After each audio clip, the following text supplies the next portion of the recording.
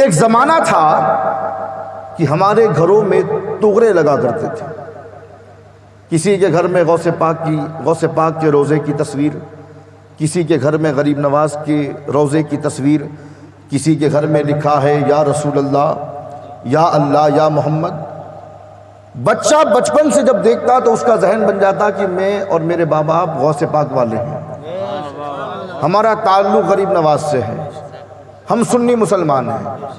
آج آپ دیکھیں کہ سازش اتنی ہو گئی ہے کہ اللہ کے آگے سے جو یا تھا وہ تو برقرار ہے کئی جگہوں پر، لیکن محمد کے آگے سے یا کو ہٹا دیا گیا.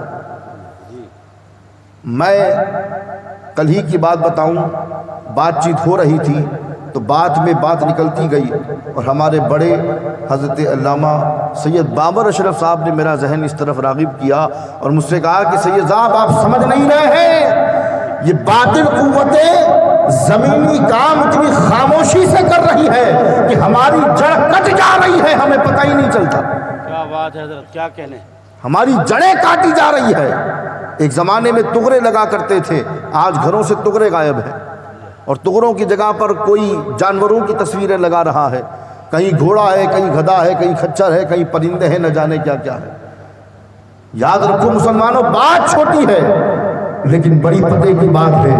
بچوں کا ذہن دیکھنے سے بنتا ہے. بچہ جو دیکھے گا وہ سیکھے گا، جو سنے گا وہ سیکھے گا.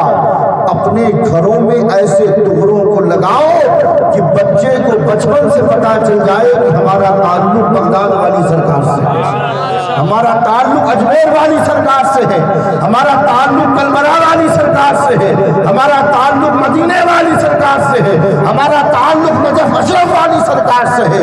بچہ بچپن سے جب دیکھے گا تو سمجھ جائے گا کہ میں عقیدے کا سنی ہوں. اور اگر بڑے ہو کر خدا نہ خواستہ بغیرت ماں باپوں نے اگر ادھر ادھر بھیج دیا اور کوئی ہلکی بات اگر کانوں میں آ گئی تو سمجھ جائے گا کہ غلط راستے پہ ہوں، غلط جگہ پہ آ گیا ہوں. بچپن سے تو غوث پاک کی تصویر دیکھتا تھا، کبھی کربلا امام حسین کے روضے کی تصویر، کبھی خواجہ غریب نواز کے روضے کی تصویر. ماں باپ نے کہاں بھیج دیا کہ اولیاء کی بات ہی نہیں ہو رہی، اور الٹا پیغام دیا جا رہا ہے کہ اولیاء کے مزارات پہ نہ جاؤ. تو پیغام صرف یہ ہے دوستوں کہ بچپن سے اپنے بچوں کی ترغیب اور تربیت کرو، اپنے بچوں کو ترغیب دلاؤ، اپنے بچوں کی اچھی تربیت کرو، اور اپنے گھروں میں ایسے طغرے، ایسی نشانیاں، ایسی تصویریں لگاؤ جس سے آپ کا عقیدہ ظاہر ہو. آج کسی کے بھی گھر پہ چلے جائیے پتہ ہی نہیں لگتا کہ کس کا مکان ہے، بات چیت سے بھی پتہ نہیں لگتا، سب ماننے لگ گئے یہ لوگ. گھر میں جانے کے بعد جب طغروں کو دیکھتے ہیں تو پتہ لگتا ہے کہ اپنے کا مکان ہے یا پرائے کا. جو ہماری خانقاہ میں آئے ہیں انہیں مولانا پتہ ہے کہ جیسے ہی گھر میں داخل ہوتے ہیں سامنے ہی لکھا ملتا ہے یا علی مدد. دائیں طرف گردن کرتے ہیں تو دکھائی پڑتا ہے شاہ است حسین بادشاہ است حسین. اور خانقاہ میں جہاں حضرت بھائی جان بابا کی مسند ہے وہاں جب داخل ہوتے ہیں تو سامنے بڑے حرفوں میں دکھائی پڑتا ہے یا شیخ عبد القادر جیلانی شیخ اللہ. تو ہر آنے والا پیر سمجھ جاتا ہے کہ یہ جو خانقاہ ہے یہ قادری خانقاہ ہے، اور اس خانقاہ کا تعلق غوث پاک سے ہے. تو بات سمجھ میں آئی؟ چھوٹی سی بات ہے لیکن بڑے پتے کی بات ہے. ذہن بناؤ، اپنے گھروں میں جانوروں کی تصویریں نہ لگاؤ.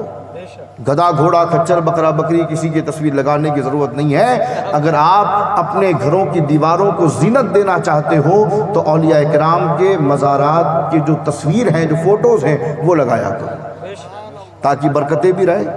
نالے نے مبارک لا کر کے لگا دیجئے، غوث پاک کا روضہ لگا دیجئے، غریب نواز کا لگا دیجئے، امام حسین کا لگا دیجئے، مولا علی کا لگا دیجئے، سرکار کا روضہ لگا دیجئے، تاکہ بچہ بچپن سے جب ان تصویروں کو دیکھے تو اس کا ذہن بن جائے کہ میں عقیدے کا سنی ہوں. یہ بات جب سید صاحب نے کہی تو میں بھی چونک گیا کہ حضرت نے بڑی پتے کی بات کہی. سمجھ میں آئی بات؟ تو دو پیغام دے کر کے جا رہا ہوں۔ پہلا پیغام تو تعلیمی معاملات میں ہمیں آگے آنا ہوگا، دوسرا اپنے بچوں کی تربیت کو اہل سنت و جماعت کے عقیدے پر کرنا ہوگا۔